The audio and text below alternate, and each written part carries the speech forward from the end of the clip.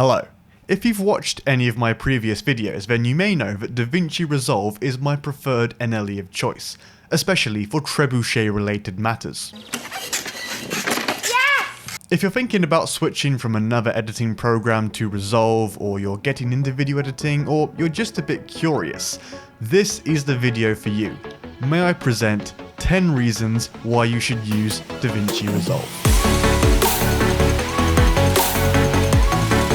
Resolve is one of the best color grading programs on the market. So many feature films have been graded using it. Like other video editors, it has color wheels, hue saturation and luminance curves, as well as a qualifier, but it has so much more. Have a look at Power Windows, a tool to confine a correction to a certain shaped area of the image. Other programs have that, I hear you say. Yes, they do. But do they track as well and as easily as Resolve Power Windows do? I think not. You want to change the pivot where you add contrast into an image? Resolve does that. You want to change which parts of the image that the shadow and highlight wheels control? Resolve can do that. You're too much of a hipster to use color wheels or color curves and you want to color correct with bars instead? You guessed it. Resolve has that too. Now there's more to color grading than just slapping on a LUT and calling it a day. But if you are going to use LUTs, then DaVinci Resolve has an excellent LUT browser. This is the preview window that shows you what different types of LUTs will look like on your footage. DaVinci Resolve has all of the color grading tools you're ever going to need.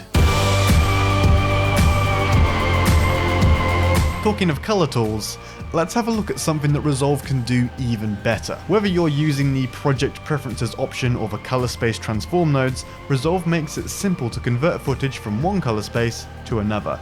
This is really important for matching different cameras, keeping a consistent color pipeline, or even just speeding up color correction. As you can see in the Project Color Management panel, there are plenty of different color spaces to choose from. Look at all that Canon C-Log footage. Now it's Rec. 709. You can do the same thing on a clip-by-clip basis in the node editor using, as I mentioned earlier, the Color Space Transform nodes for clip-by-clip control. You can see the same options here as they were in the Color Management panel. In fact, this is how I correct the majority of my footage, and it fits very nicely with my Film Convert workflow. I find it easier to apply Film Convert with the Rec. 709 profile than by using the specific camera LUTs. Okay, we get it, Resolve has really good color tools. But there's more to it than that. Render times are a very easy way to measure the performance of an editing program, and Resolve compares very well even to Final Cut Pro X, and handily beats out Premiere Pro. But final export rendering speed isn't the most important factor when it comes to performance. After all, you can just hit the export render and then have a break, get a snack, go for a walk, build a trebuchet. But what about working in the actual timeline? Well, stabilizing clips is very fast, and Resolve can cache effects and fusion compositions, which we'll talk about later, in the background, which helps maintain smooth timeline playback. If optimized media is your thing, then Resolve can hammer out those renders pretty quickly too. Take it from me, someone who doesn't like confusing, cluttered UIs. It's a miracle I'm half decent at Blender. Resolve's clean, modern user interface is so nice to work with.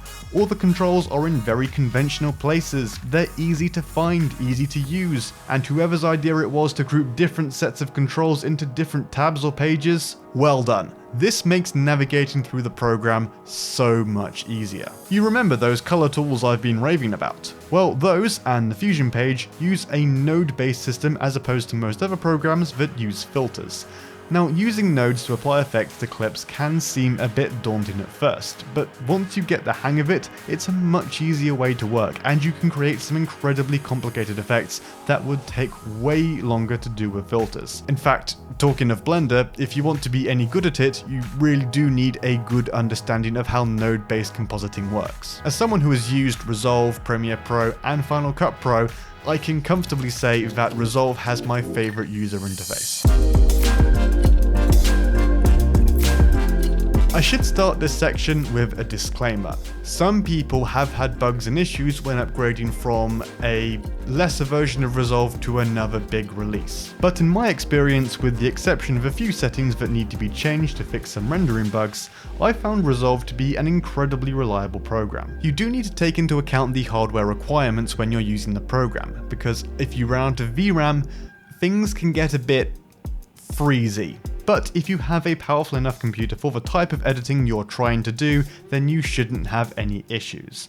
And you can turn on live save to keep your mind at ease. This will save your changes as soon as you do them, so if anything goes wrong and you forget to save, life's good, you haven't lost any of your work. Blender users know what I'm talking about. Premiere Pro has dynamic link with After Effects, and Final Cut Pro has some integration with Motion 5. But what's better than that? How about an entire visual effects program inside your video editor? Granted, the version of Fusion found inside Resolve is a bit stripped down compared with the full Fusion Studio, but nonetheless, it's still an incredibly powerful compositor with motion tracking, keying, particles, and even 3D camera support. In fact, most of the compositing for the short film I'm working on, Star Wars: The Forgotten Family, has been done inside Fusion.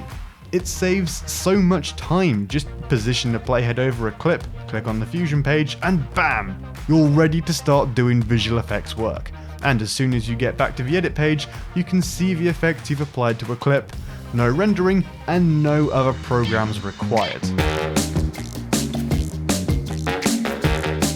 DaVinci Resolve's audio tools are a little better than most other NLEs, although you will need quite a few plugins to get anywhere near the levels of Audition, Pro Tools, or Logic Pro. That being said, Resolve has one audio tool in particular that I haven't used in any other programs, and it is such a huge time saver. If you select a few clips in either the edit page or the FAIRLIGHT page and right click, a menu appears. In that menu, you'll find the audio normalization option. You can use this to automatically adjust the levels of the clips so that they're all roughly the same volume, and by tweaking the parameters, you can change the levels again if the average volume is too loud or too quiet. This is a huge time saver for when I'm editing something with in-camera audio, such as a cinematic montage, some B-roll, or an event of some description, and I need to quickly adjust the volume for a whole bunch of clips.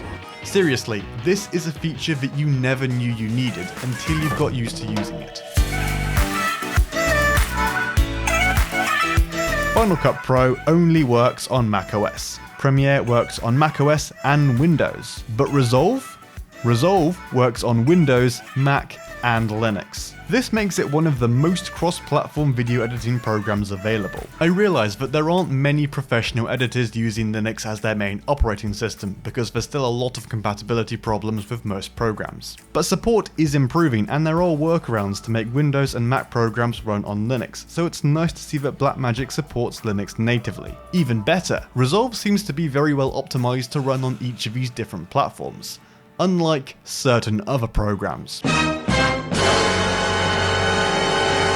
DaVinci Resolve makes use of Apple Metal's graphics API to accelerate graphics performance, and it has multi-GPU support pretty well figured out whatever operating system you may be using. I've actually used Linux quite a bit. In the cupboard behind me there I have several different Linux computers which I use for a render farm. Actually that's up right now, it's the Graded Blue render farm, I've got a link to it in the comments down below, so if you want a render farm and you're a Blender user, then go and have a look at that and try it out, see if you like it. But I'm just going to have a quick check to see that all of the computers inside the cupboard are alright, and that nothing's caught fire.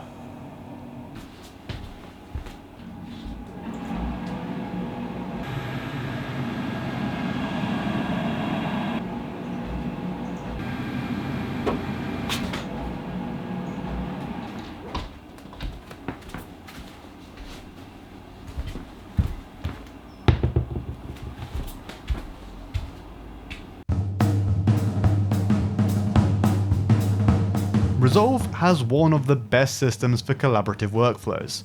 It's easy to export a project file if you want someone else to be able to see your project, but there's so much more on offer. Resolve is designed so that multiple different users can work on the same project at the same time. It has a host of settings for setting up a project SQL database, you can lock bins and timelines to one user, it has a built-in chat, you can easily compare timeline changes, and it even has a standalone app for managing a project server. Granted, Premiere has collaborative features too, but they're certainly not as expansive as Resolve's. And as for Final Cut Pro X, well, it can lock the library so that only one person at once can access it.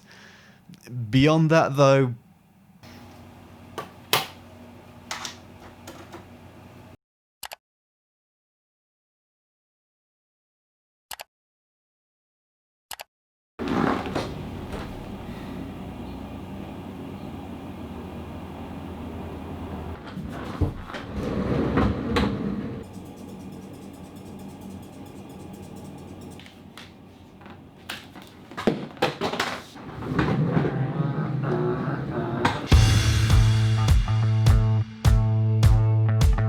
not only does DaVinci Resolve have all of these features, but there's a free version. And this is not some 30-day free trial or barely usable watered down piece of software.